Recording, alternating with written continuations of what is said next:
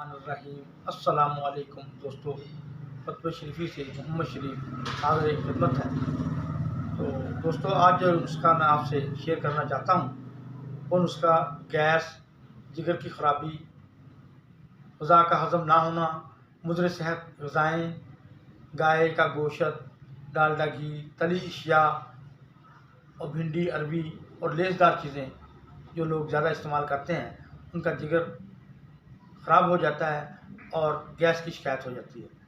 تو نسخہ پیش کرنے سے پہلے میں آپ سے گزارش کروں گا کہ آپ میرے چینل متوی شریفی کو ضرور سبسکرائب کریں گے۔